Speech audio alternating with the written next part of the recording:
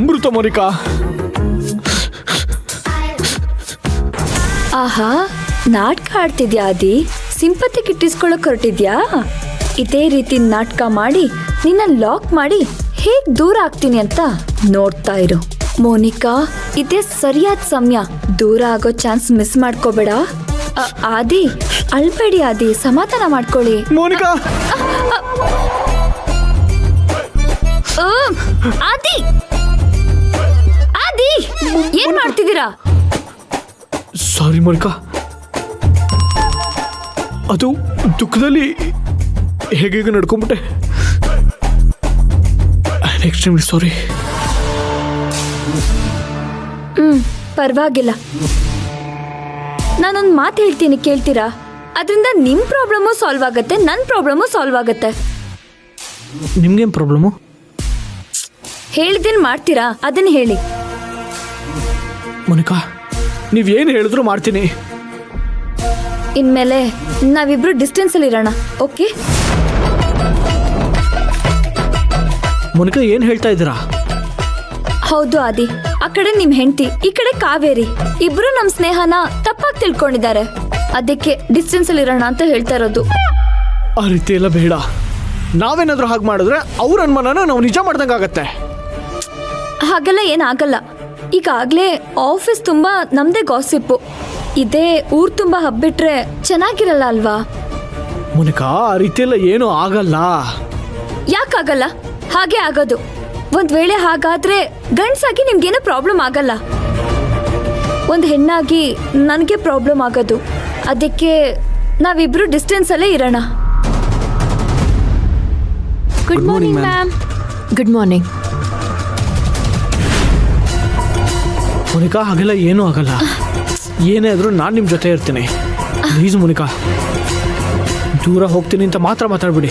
Please Monika, ಆದಿ, ಈ ಕೈನ ಕಾಲು ಹೊತ್ಕೋತೀನಿ. Please Monika, please ಅರ್ಥ ಮಾಡ್ಕೋ. ಆಯ್ತು ಆದಿ, ಬಿಡಿ, ಕೈ ಬಿಡಿ ಆದಿ.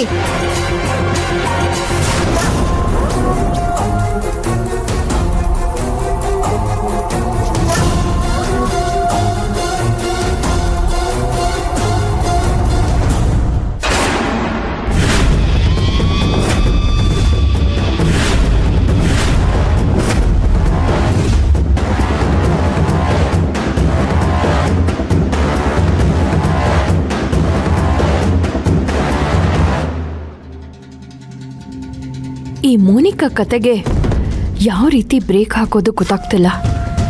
ಸಂಬಂಧಗಳ ನಡುವೆ ಸಿಕ್ಕಾಕ್ಸಿ ನನ್ನ ತಾಳ್ಮೆನ ಪರೀಕ್ಷೆ ಮಾಡ್ತಿದ್ದಾಳೆ.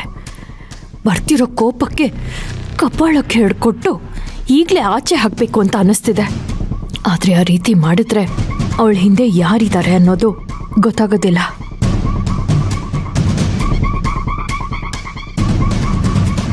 ಈ ಒಂದು ರೀಸನ್ಗೋಸ್ಕರ ಕೆಲವನ್ನ ಸಹಿಸ್ಕೋಬೇಕಾಗಿದೆ.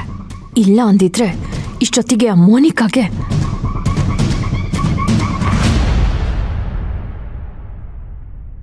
ಮೇಡಮ್, ನನ್ನ ಆದಿನ ಹೊರಗಡೆ ನೋಡಿ ನೀವು ತಪ್ಪು ತಿಳ್ಕೊಂಡ್ರಿ. ಅದ್ರ ಬಗ್ಗೆ ಮಾತಾಡೋಣ ಅಂತ ಬಂದೆ. ಓ, ನಾನು ತಿಳ್ಕೊಂಡಿರೋದು ತಪ್ಪು ಅನ್ನೋ ಹಾಗಿದ್ರೆ ಸರಿ ಏನು ಅನ್ನೋದನ್ನ ಹೇಳೋದಿಕ್ ಬಂದಿದ್ಯಾ ಅಲ್ವಾ? ಹೇಳು. ಮೇಡಮ್, ನೀವು ಫಸ್ಟ್ ಟೈಮ್ ಬಂದು ಆದಿ ನನ್ನ ಅಕ್ಕನ ಗಂಡ ಅವನಿಂದ ಡಿಸ್ಟೆನ್ಸ್ ಅಲ್ಲಿ ಇರು ಅಂತ ಹೇಳಿದ್ರಿ. ಆದ್ರೆ ಇವ್ರು ಯಾಕೆ ಆ ರೀತಿ ಹೇಳಿದ್ರು? ನಮ್ ನಡುವೆ ಏನೂ ಇಲ್ವಲ್ಲ ಅಂತ ನಾನು ಸೀರಿಯಸ್ ಆಗಿ ತಗೊಂಡಿಲ್ಲ. ಆದಿ ಜೊತೆ ಮೊದಲು ಹೇಗೆ ಕ್ಯಾಶುಯಲ್ ಆಗಿದ್ನೋ ಅದೇ ರೀತಿನೇ ಇದ್ದೆ. ಆದ್ರೆ ಸೆಕೆಂಡ್ ಟೈಮ್ ನೀವು ಬಂದು ಆಫೀಸ್ ಸ್ಟಾಫ್ ಎಲ್ಲ ನಿಮ್ಮ ಬಗ್ಗೆ ಮಾತಾಡ್ಕೋತಿದ್ದಾರೆ ಅಂತ ಹೇಳಿದ್ಮೇಲೆ ನಿಮ್ಮ ಮಾತಿಗೆ ಗೌರವ ಕೊಟ್ಟು ಆದಿ ಜೊತೆ ಡಿಸ್ಟೆನ್ಸಲ್ಲಿರೋದಕ್ಕೆ ಶುರು ಮಾಡಿದೆ. ಅದನ್ನ ಡೀಸೆಂಟ್ ಆಗಿ ಆದಿಗೂ ಸಹ ಹೇಳಿದೆ. ಓ ಹೌದಾ, ಗುಡ್. ಅದಕ್ಕೆ ಆದಿ ಏನು ಹೇಳಿದ್ರು? ಅವರು ನನ್ನ ಮಾತು ಕೇಳೇ ಇಲ್ಲ ಮೇಡಮ್. ಆದ್ರೂ ನಾನು ಸ್ಲೋ ಆಗಿ ಅವ್ರನ್ನ ಅವಾಯ್ಡ್ ಮಾಡಕ್ ಶುರು ಮಾಡಿದೆ. ಆಗ ಆದಿ ಬಂದು ಯಾಕೆ ಈ ರೀತಿ ಅವಾಯ್ಡ್ ಮಾಡ್ತಿದ್ದೀರಾ ಅಂತ ಟಾರ್ಚರ್ ಮಾಡ್ದ. ನಾನು ಸಹಿಸ್ಕೊಂಡೇ ಬಂದೆ ಮೇಡಮ್. ಆದ್ರೆ ಇವತ್ತು ನನ್ನ ಸಹನೆ ಕಟ್ಟೆ ಹೊಡೆದೋಯ್ತು ಮೇಡಮ್. ಕಾವೇರಿ ಮೇಡಮ್ ಹೇಳಿದಾರಲ್ವಾ, ದೂರ ಇರೋಣ ಅಂತ ಪರಿಸ್ಥಿತಿನ ಅರ್ಥ ಮಾಡಿಸ್ದೆ. ಅವ್ರು ಕೇಳ್ತಾನೆ ಇಲ್ಲ ಮೇಡಮ್, ಒಪ್ಕೋತಾನೆ ಇಲ್ಲ. ಹೌದಾ? ನಿಮ್ಮ ಮಾತಿಗೆ, ನಿಮ್ಮ ನಿರ್ಧಾರಕ್ಕೆ ಅವ್ರೇನು ಹೇಳ್ತಿದ್ದಾರೆ? ಕಾವೇರಿ ಮಾತಿಗೆ ನಾವಿಬ್ರು ದೂರ ಆದ್ರೆ ಜನ ತಪ್ಪು ತಿಳ್ಕೊತಾರಂತ ಏನೇನೋ ಹೇಳ್ತಿದ್ದಾರೆ. ಅರ್ಥ ಮಾಡ್ಕೋತಿಲ್ಲ ಮೇಡಮ್, ಹಠ ಮಾಡ್ತಿದ್ದಾರೆ. ಒಂದ್ ಹೆಣ್ಣಾಗಿ ಕೊಲಿಗ್ ಜೊತೆ ಕ್ಲೋಸ್ ಆಗಿರೋದೇ ತಪ್ಪ ಮೇಡಮ್? ಯಾವ ರೀತಿ ಆ ದಿನ ಅವಾಯ್ಡ್ ಮಾಡಿ ನನ್ ಪಾಡಿಗೆ ನಾನು ಇರ್ಬೇಕು ಅಂತ ಗೊತ್ತಾಗ್ತಿಲ್ಲ ಮೇಡಮ್. ಬೆನ್ನಿಗೆ ಹತ್ತಿದ್ ಬೇತಾಳ ತರ ಟಾರ್ಚರ್ ಕೊಡ್ತಿದ್ದಾರೆ ಮೇಡಮ್. ಮೇಡಮ್, ನನ್ನ ದಯವಿಟ್ಟು ಬೇರೆ ಕಡೆ ಶಿಫ್ಟ್ ಮಾಡಿ ಮೇಡಮ್. ಹಾ ಮೇಡಮ್, ಹೇಗಿದ್ರು ಪ್ರೀತಮ್ ಸರ್ ಡಿಸೈನ್ ಕೆಲಸಗಳು ತುಂಬಾನೇ ಇದೆ. ಅವ್ರ ಕ್ಯಾಬಿನ್ಗೆ ಶಿಫ್ಟ್ ಮಾಡ್ಬಿಡಿ, ಆಗ ಚೆನ್ನಾಗಿರತ್ತೆ. ಓಹೋ, ಪ್ರೀತಮ್ನಿಂದ ದೂರ ಮಾಡಬೇಕು ಅಂತ ನಾನು ಯೋಚನೆ ಮಾಡ್ತಿದ್ರೆ ಪ್ರೀತಮ್ ಕ್ಯಾಬಿನ್ ಹತ್ರಕ್ಕೆ ನನ್ನಿಂದಾನೇ ನಿನ್ನನ್ನು ಶಿಫ್ಟ್ ಮಾಡಿಸೋ ಹಾಗೆ ನಾಟಕ ಆಡ್ಕೊಂಡು ನನ್ನ ಹತ್ರನೇ ಬಂದಿದ್ಯಾ.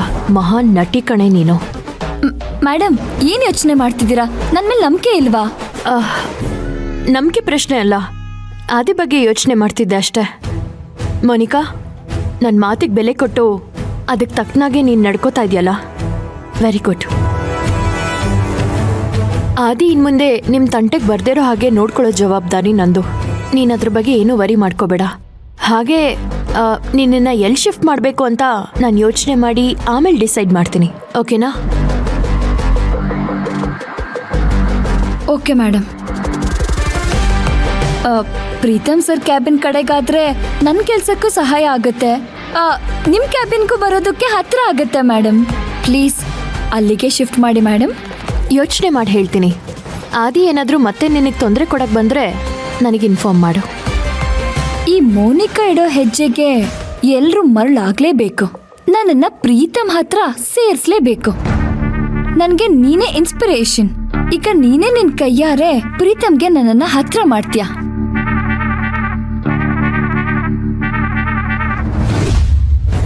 ಅದು ಈ ಜನ್ಮದಲ್ಲಿ ಸಾಧ್ಯ ಇಲ್ಲ.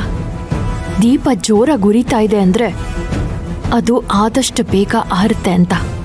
ನಿನ್ನ ಸಮಯ ಮುಗಿಯೋದಕ್ಕೆ ತುಂಬ ಹತ್ರ ಬಂದಿದೆ. ಆದಷ್ಟು ಬೇಗ ನಿನ್ನ ಕತೆನೂ ಮುಗಿಯುತ್ತೆ. ಮುಗಿಯೋ ಹಾಗೆ ನಾನು ಮಾಡ್ತೀನಿ.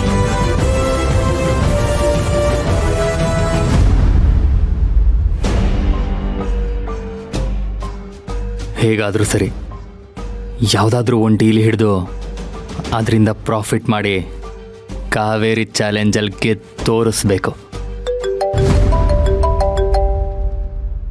ಇದ್ಯಾವ್ದಿದು ಇಂಟರ್ನ್ಯಾಷನಲ್ ಕಾಲ್ ಬರ್ತಿದೆಯಲ್ಲ? ನಂಬರ್ ನೋಡ್ತಾ ಇದ್ರೆ ಲಂಡನ್ನಿಂದ ಬಂದಿರೋ ಹಾಗಿದೆ. Hello hello, is this Preetham? Yes, who is this? ನಾನು ಆರೋಹಿ ಅಂತ ಕೆನ್ಕೋ ಅನ್ನೋ ಲಂಡನ್ ಕಂಪ್ನಿಯಿಂದ ಕಾಲ್ ಮಾಡ್ತಾ ಇದ್ದೀನಿ. ಹೇಳಿ, ಏನಾಗಬೇಕಿತ್ತು? ಹಿಂದೆ ನಿಮ್ಮ ಕಂಪ್ನಿ ನಮಗೆ ಕಾಫಿ ಬೀನ್ಸ್ ಆ್ಯಂಡ್ ಕಾಫಿ ಪೌಡರ್ನ ಸಪ್ಲೈ ಮಾಡ್ತಾ ಇತ್ತು.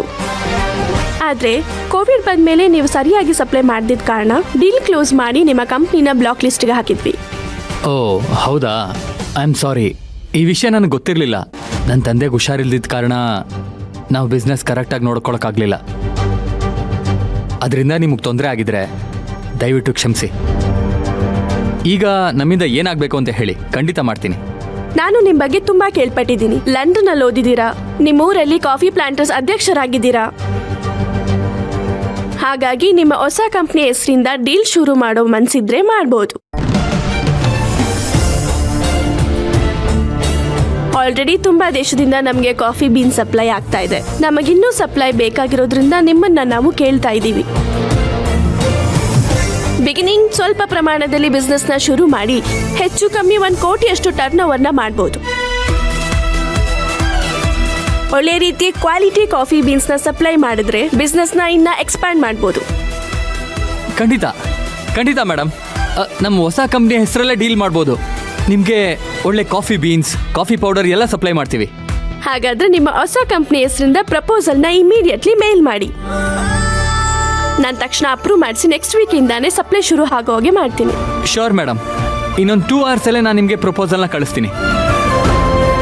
Thank you madam, thank you so much ನನ್ನ ನಂಬಿ ಬಿಸ್ನೆಸ್ ಕೊಡ್ತಾ ಇರೋದಕ್ಕೆ. ನಿಮ್ಮ ಮೇಲಿನ ಒಳ್ಳೆ ಅಭಿಪ್ರಾಯ ನಿಮ್ಮನ್ನ ನಂಬೋ ಹಾಗೆ ಮಾಡಿದೆ. ಆ ನಂಬಿಕೆನ ಉಳಿಸ್ಕೊಳ್ಳಿ ಸಾಕು. ಖಂಡಿತ ನಿಮ್ಮ ನಂಬಿಕೆನ ಉಳಿಸ್ಕೋತೀನಿ ಮೇಡಮ್. ಎಸ್, ಅಂತೂ ನಾನು ಚಾಲೆಂಜ್ ಹಾಕಿರೋ ಹಾಗೆ 1 ಕೋಟಿ ಬಿಸ್ನೆಸ್ ಬಂದಾಯ್ತು. ಈ ಕಾವೇರಿ ಹಾಕಿರೋ ಚಾಲೆಂಜಲ್ಲಿ ಗೆದ್ದಾಯ್ತು.